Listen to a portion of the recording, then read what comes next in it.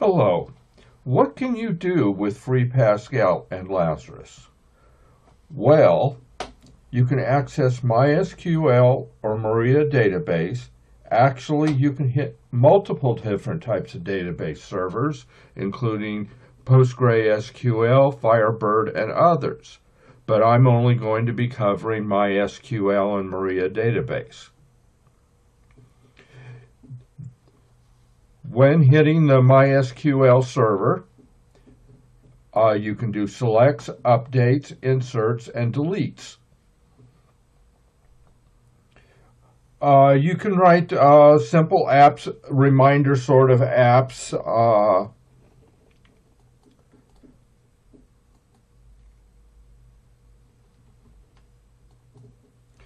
like this calendaring app that I use to check to see when we're getting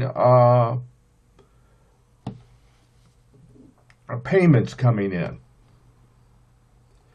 You can also do database apps. On this one, I have my exercise routines that I enter in. You can move around the database with this up here. You can move between the records.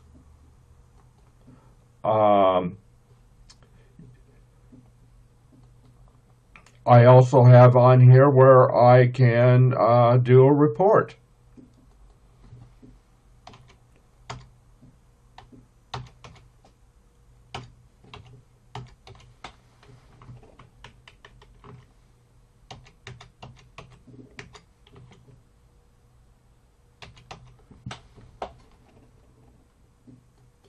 Down here it's printed, and over here I have a graph. You can do all sorts of fancy graphing.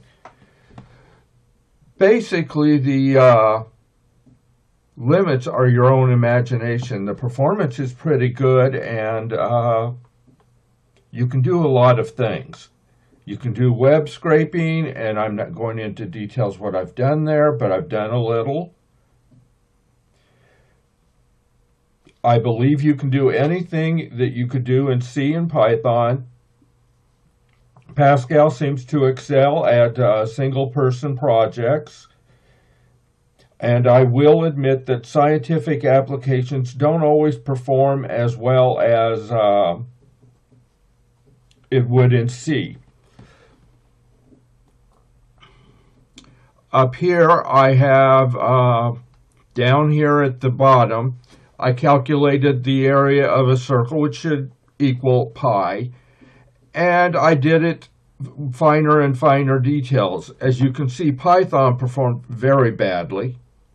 Pascal was sort of middle of the road, and C was the fastest. Sorting is another algorithm that uses up a lot of CPU cycles, and as you can see, C and Pascal performed almost identical. This is a shell sort. It's a famous sort, works very well on data sets less than 70,000 records. But as you can see, the performance of Pascal and C were very similar, and the Python was much longer.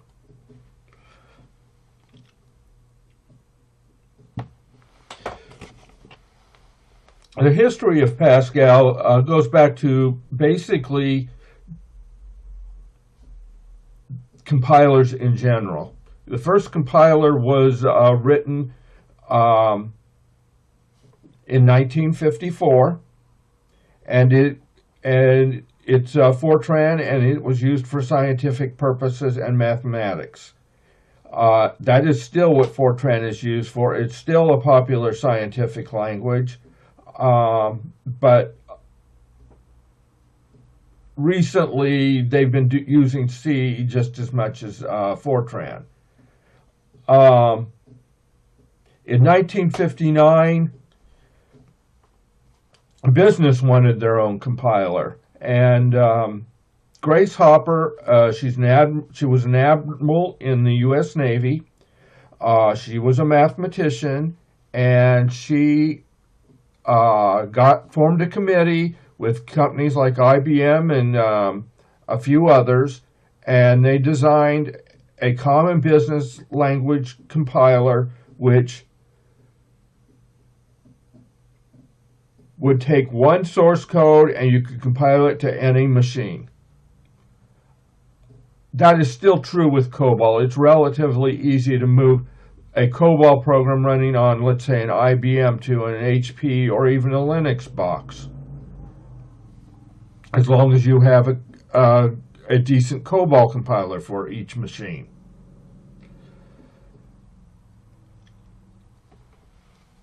Academia decided to go a different direction. They didn't like COBOL. It's wordy. The compile times aren't excellent. It takes it a while to compile because it forms English-like sentences, and those are hard to parse into an executable. They designed a algorithmic language that was basically almost like math statements, and they named it Algol. And in 1960, they released the first version, and its performance was okay. It was pretty good. And on that committee, there was a Nicholas Wirth.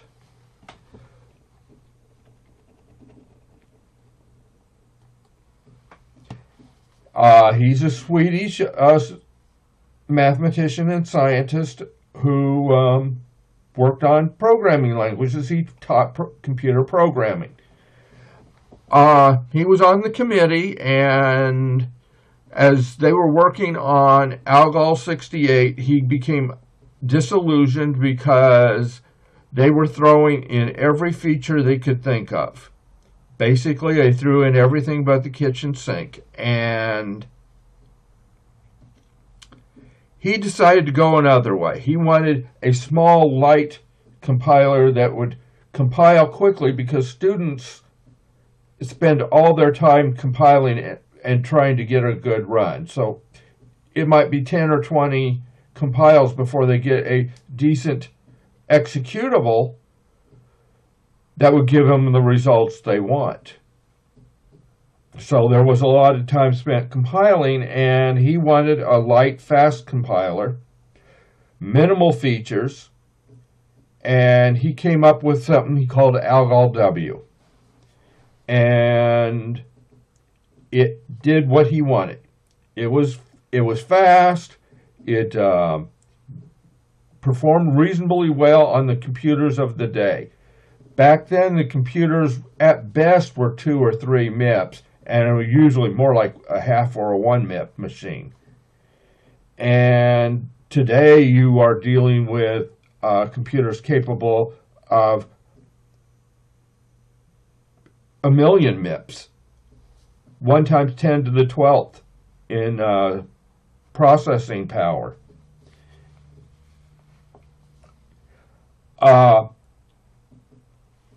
Algol W was almost exactly what he wanted, but he needed a few more things like dynamic data structures. So he added dynamic data structures to Algol W, renamed it Pascal, and that was the standard Pascal compiler, and it was put on most of the mini computers of the day. You would see it like on PDP-11s, early Unix machines, and such. Time went on, and by 1977, it was released. The UCSD version was released for microcomputers, mostly Apple IIe's.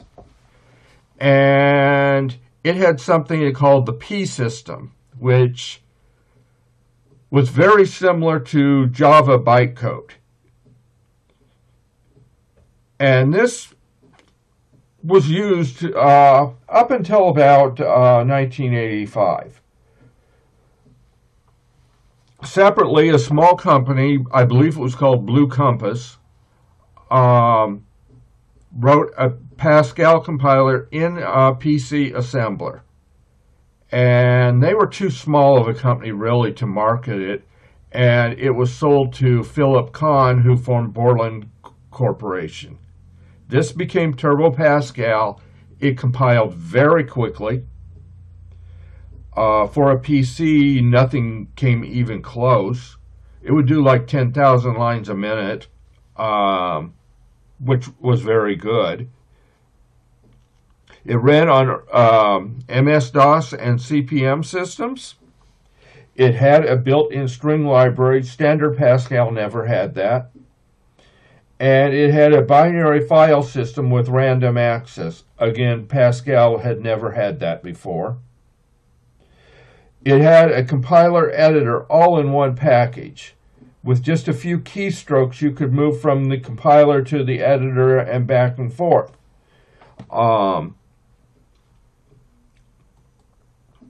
It looked something like this.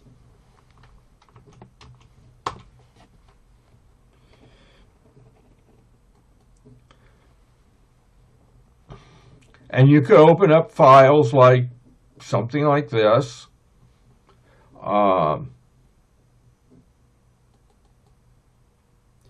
You could pop down in here. You can edit it, move around. It was a WordStar compatible editor. And to compile, you come up here and do a C, and then probably build. You could go to run it.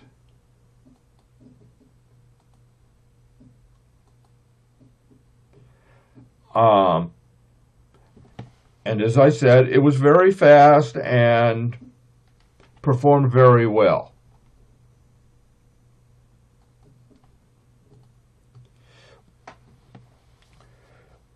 This became sort of the Model T of compilers, and most hobbyists would buy it.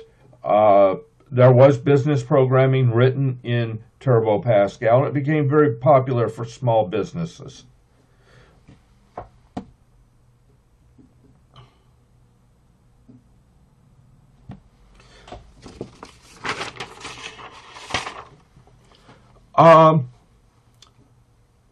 By 1985, the Mac had come out, and they had their own Pascal compiler, and they put object extensions into it. In fact, the Mac was originally written in mostly Pascal, and its performance was mediocre to okay. It was a single-tasking operating system, just like, well, mostly single-tasking, just like the PC, because memory was too expensive to have built a full multitasking operating system back then. By 1989, those object extensions were folded back into Turbo Pascal in version 5.5. It was moderately popular at that point, but by the mid-90s, Pascal sort of lost out to sea, mostly for what I would consider macho sort of reasons. It didn't, for business applications, Pascal did not perform much worse than C did. And the thinking was back then that they could write the full Unix operating system in C. Why can't I use it for business? Even though I don't think that makes a lot of sense. The Pascal performance was almost as good as C.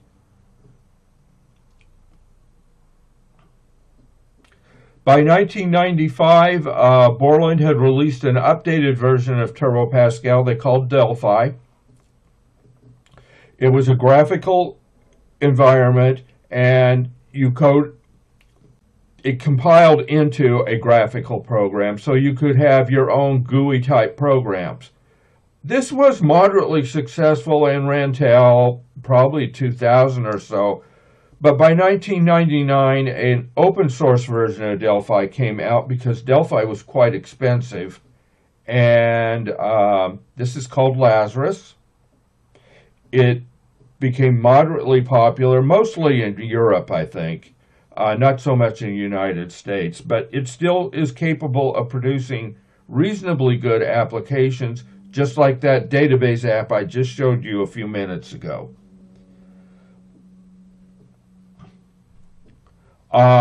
It's still current, it's still being updated, it's actively being developed. There's a new version of Lazarus coming out every 3 to 6 months.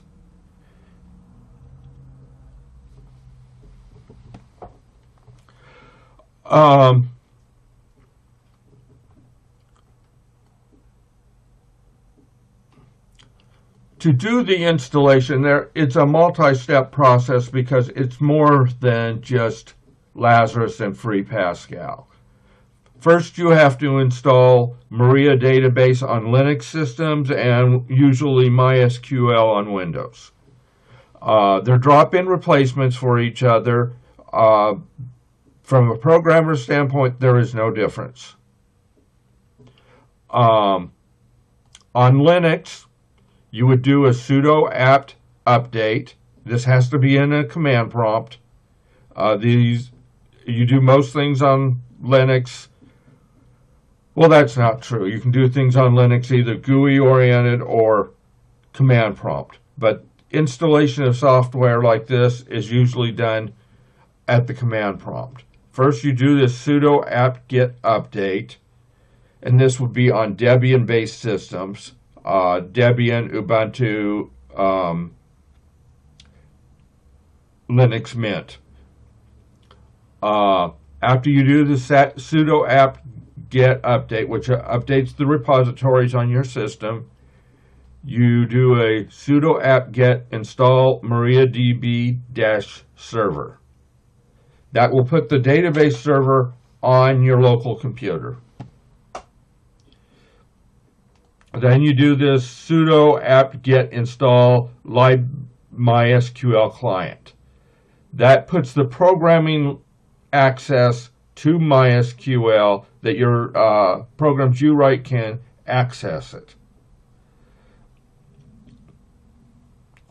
On Windows, you would just go to this website, mysql.com/download/MySQL, and there should be a developer default on there, and that's what you want to double click on, and that will should install MySQL on your system.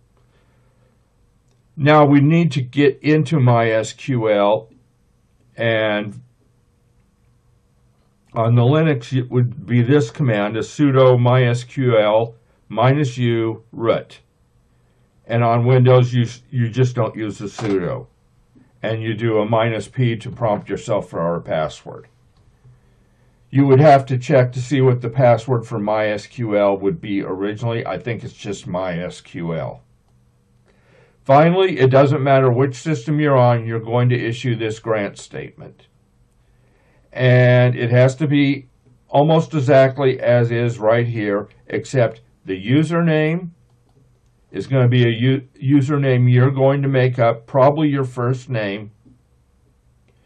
And the password also has to be something you make up, and that's going to be your secret word to get into the MySQL server.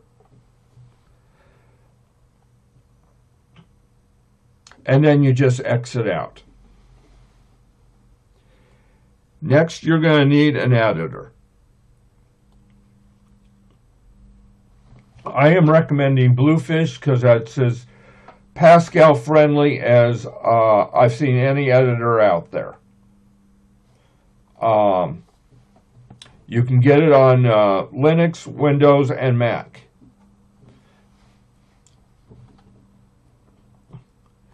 And on Linux-based systems, at least Debian-based, you would do the sudo apt get install Bluefish. On Windows, you just go to this web address and it will install. And once it's installed, you can go and Start it up.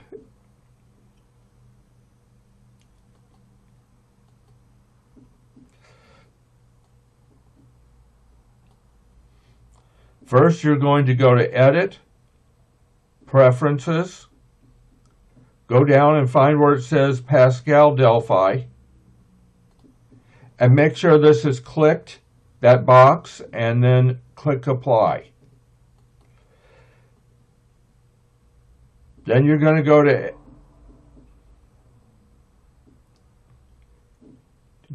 to Document and Language Mode, and you're going to click on Pascal and Delphi. And then you should be done.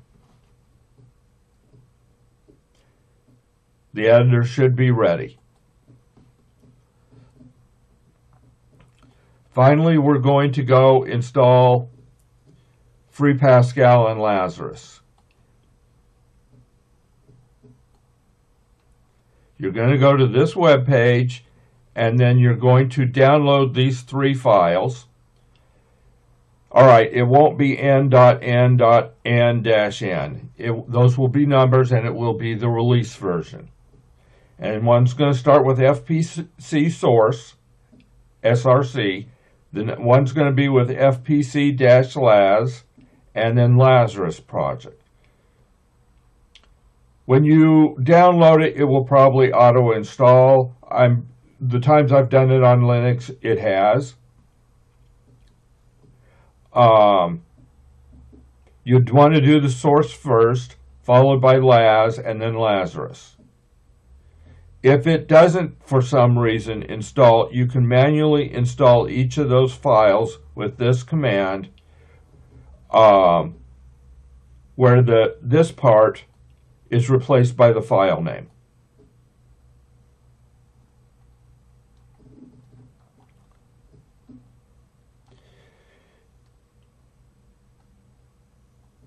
If you have any questions about this, I can be reached at this email address.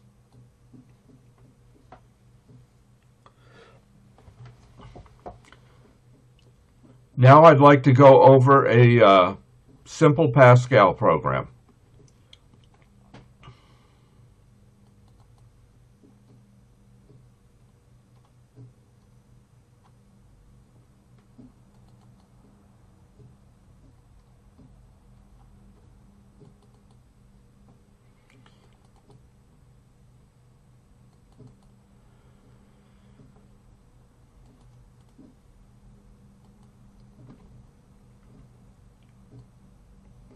Several things have to be in any Pascal program you write. The word program. It's a key word. It has to be there. If it's not there, it will not compile successfully. Followed by the program name, which is a name you invent yourself, followed by a semicolon. It also needs a begin, followed by an end. That's the end of the program.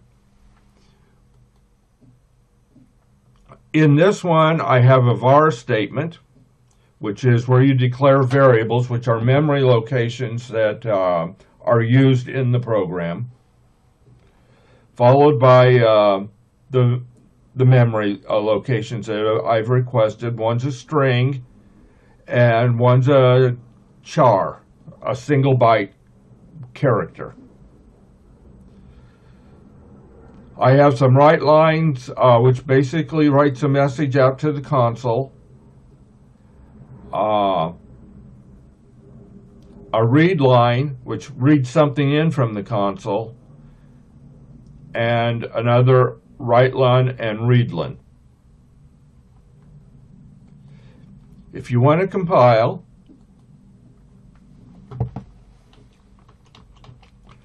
FPC is the command, and that's usually followed by the name of the file you want compiled. If there's nothing there, it will just give you the compiler information.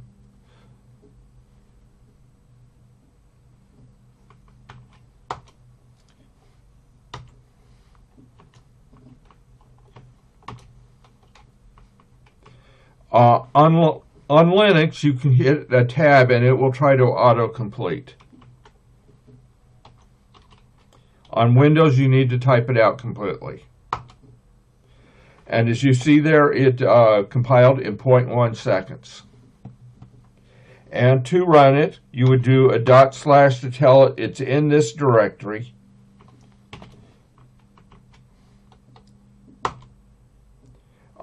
It's written some messages out, and I'm going to give it my name. And then it says hello and such.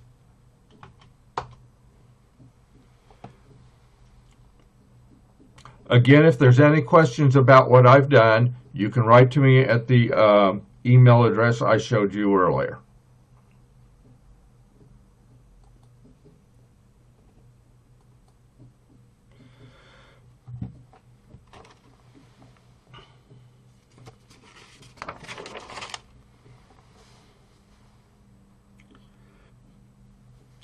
I'm going to recommend that everyone read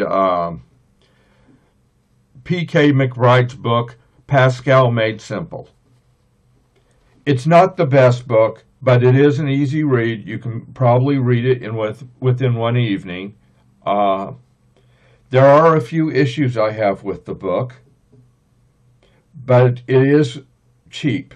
You can get it on Kindle usually for free if you or maybe a couple of dollars if you're not a Prime member. Every program that he has uses WinCRT. Ignore that.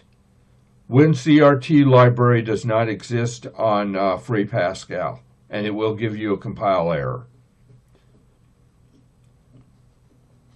The author spends considerable time on standard Pascal. I believe you can skip those sections. I don't believe standard Pascal exists in the wild anymore. Free Pascal has basically completely replaced standard Pascal.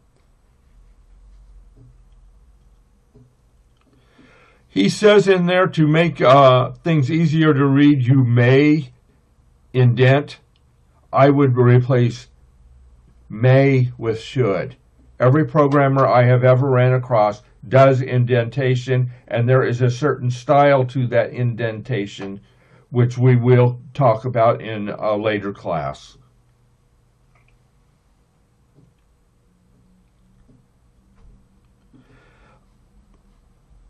He recommends making all constants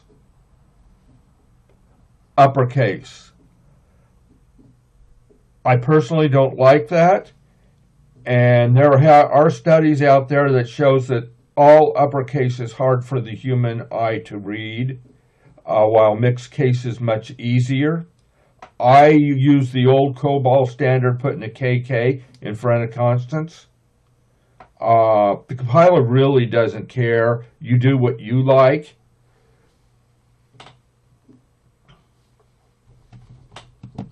The book was written for the British audience, so you will see some odd spellings. At one point he says full stop instead of period. I'm assuming, just the British way. He uses integers throughout the program. This was probably about 1990. By that point, the long int existed. And I basically consider using an integer unsafe. Use a long int in all cases. A regular int only has a range of plus or minus 32,760 some. While a long int has a range of plus or minus 2 billion. If you use a long int, it will prevent you from getting into trouble. There are longer integers. There's an int 64. which is gives you huge amount of range, something like 2 times 10 to the 18th, plus or minus. That's not necessary for most business programs. I do not know of a good use for that, but it is there. A similar problem exists with reals. Reals existed in the original Pascal, but has since been depreciated. And there's a single length float and a double length float. The single length, which is what, if you put a reel in your program, it will convert it to a single length float. That only has 6 or 7 digits of precision, while the double has 15 to 16 digits of precision. Much safer for business.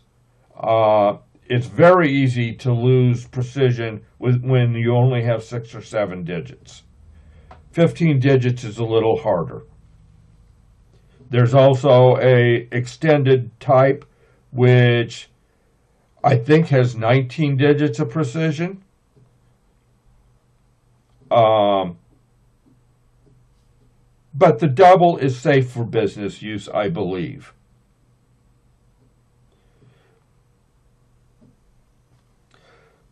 I would have preferred to have gotten a textbook like the one I had in college. It was by Walter Savage, and it's very good. But on the internet, it usually runs between $50 and $150, and I think that's a little bit pricey. If you get a chance to get one, I would. It makes a great reference book, but for now, P.K. McBride's book is good enough.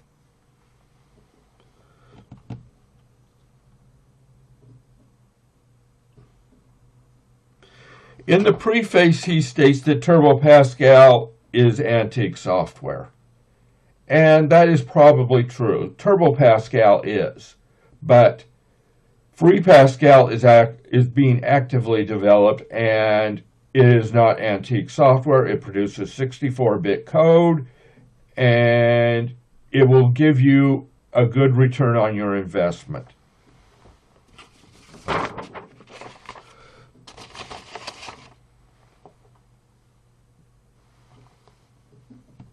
Thank you.